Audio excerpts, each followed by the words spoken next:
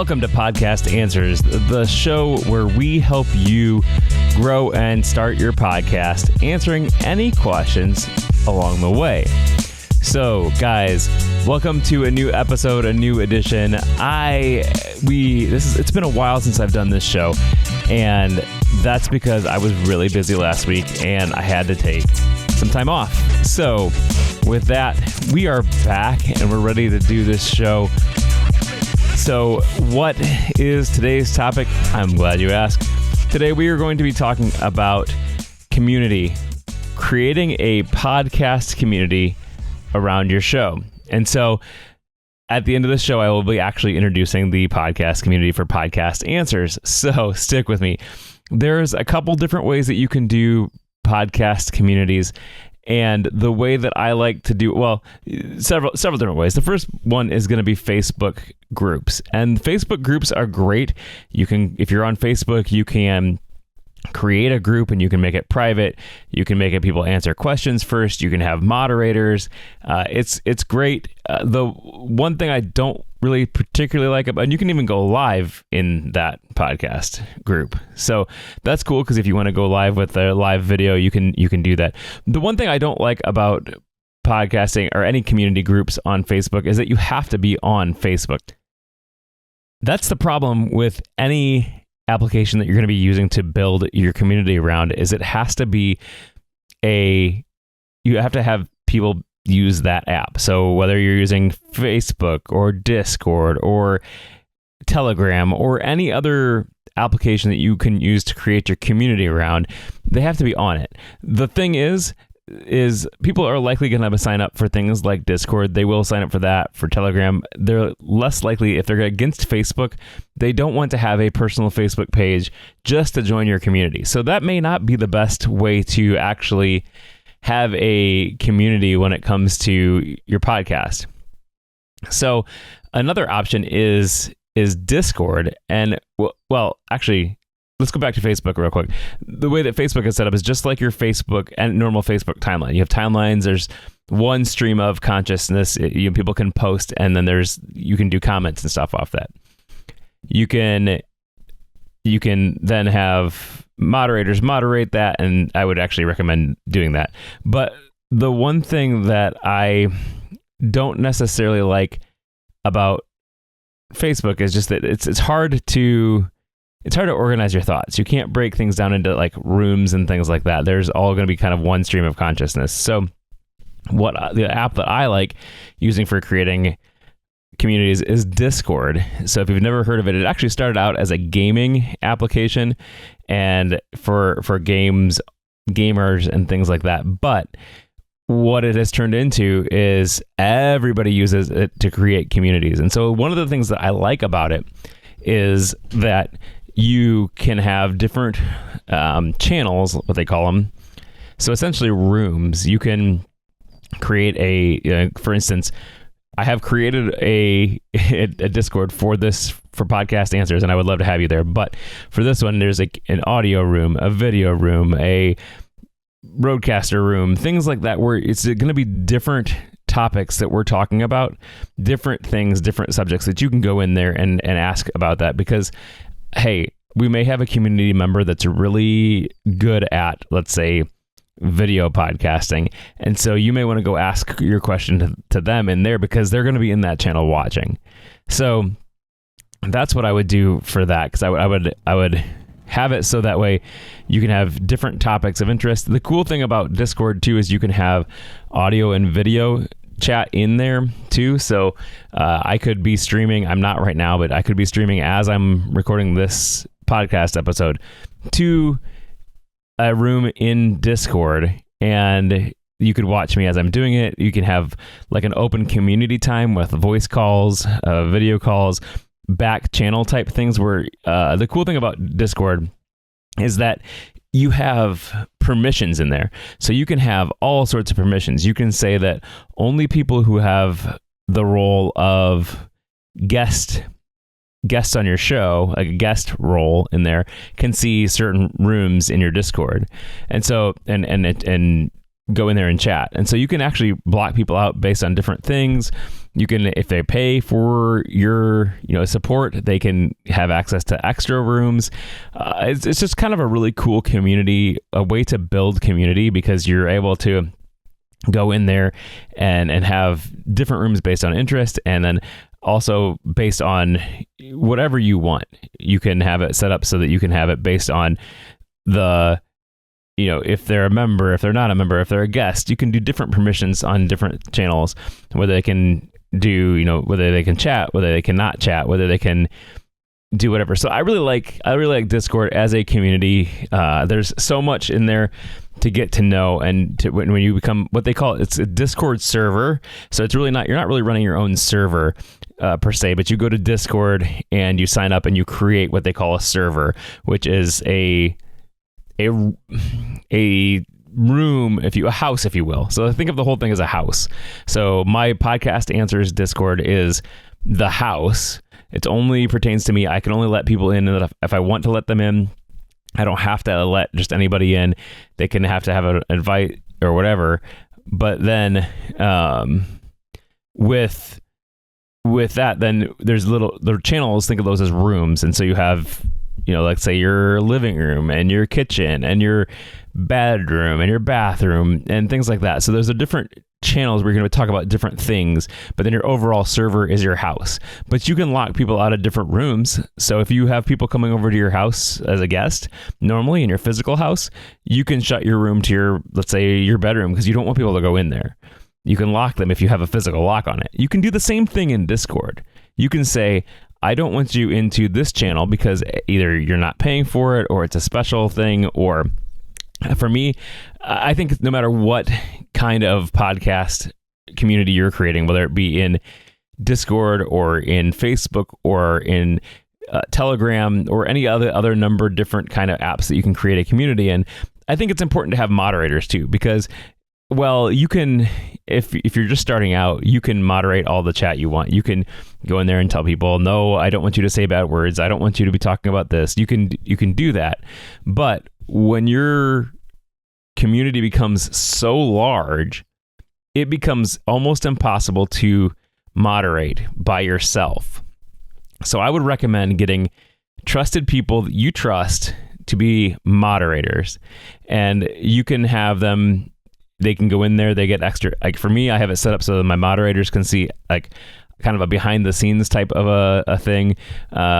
And then you can set it up so that way they can chat with each other, and then they can go in and make moderation things like delete comments, delete posts, delete people, ban people, things like that. So that's what I would do. And like I said, there's a lot of other different kinds of places that you can create community, but it's important that you create a community for your podcast. It's not necessary. Like, I don't think that you 100% have to have it, but what the community allows you to do is it allows your people who are your fans to come in and talk about the show. You can have a post time you create a new show, and then comments about that post. If someone has a question, a comment, they can go into that post and they can ask it. It creates a community. It fosters a community, because when you have a community, it feels like a family. It feels like you're part of something, and people want to be part of something.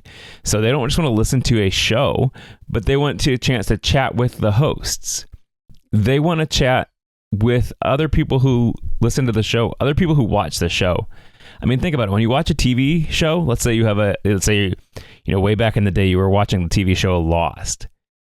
There were podcasts that were created about that because they kind of created an extra community. And then those had communities so that people could chat with other listeners of the watchers of the show Lost.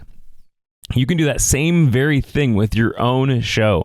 You can create a community around your show, and then people get to know you more. And then the next thing you know, you are, let's say, going to take a trip down to Texas, and you just make a call out in your show, say in your show and in your community, hey, I'm going to be in Texas for a week. Let's do a meetup. And you can have your Podcast Answers listeners meet you there. It's really, really cool, guys. I would advise you to check it out. Now, for me, I would suggest only doing one community place per podcast. So I didn't necessarily follow my own advice on this when I created the community for the Dudes and Dads podcast. That's my other podcast that I host, but I didn't necessarily follow my own advice. On that show, I created a Facebook channel, a Facebook group.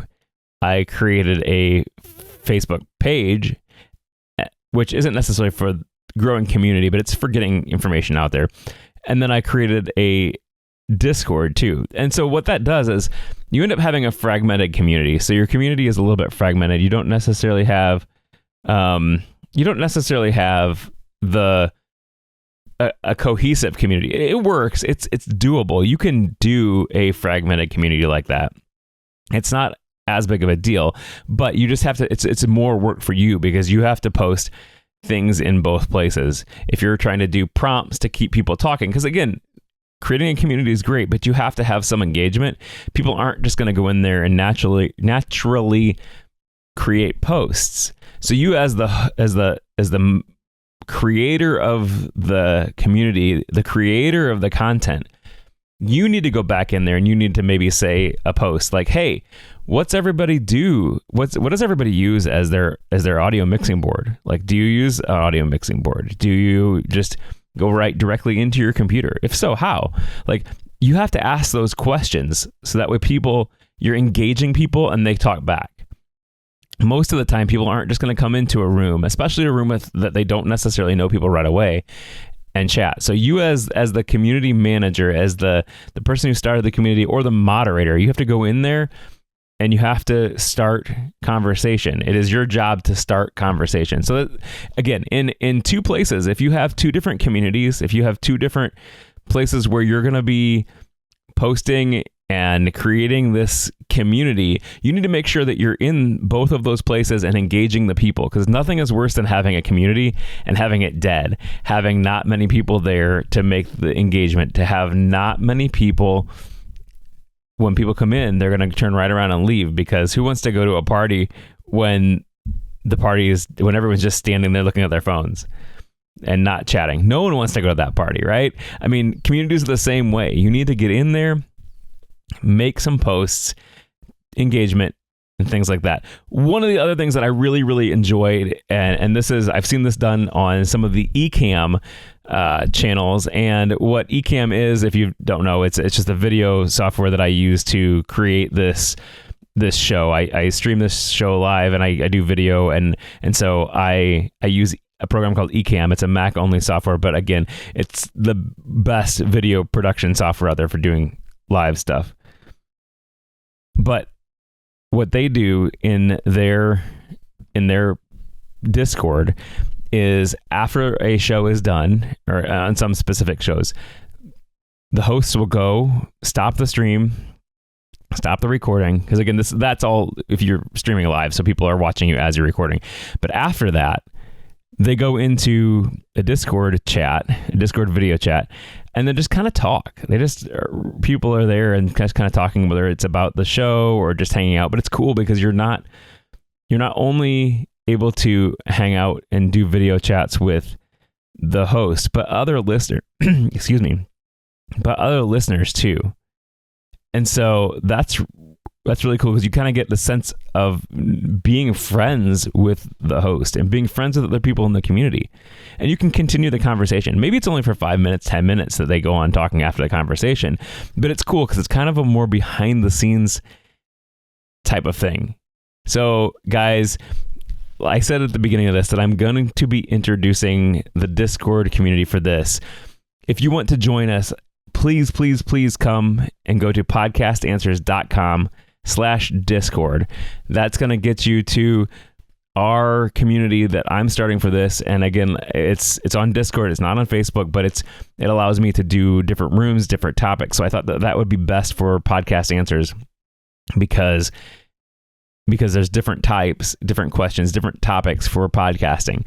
So again, guys, please go to podcastanswers.com/Discord, and that's DISCORD, and that will get you to our Discord server. You have to have Discord, the app, but you can sign up right there as you go to that webpage.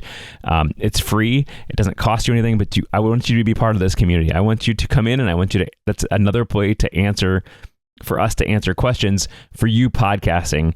If you have podcasting questions, we can answer those in Discord. So come join us again at podcastanswers.com/Discord. And if you have any comments or questions about this episode, definitely go to Discord and put it in there. But you can also contact us at podcastanswers.com/contact.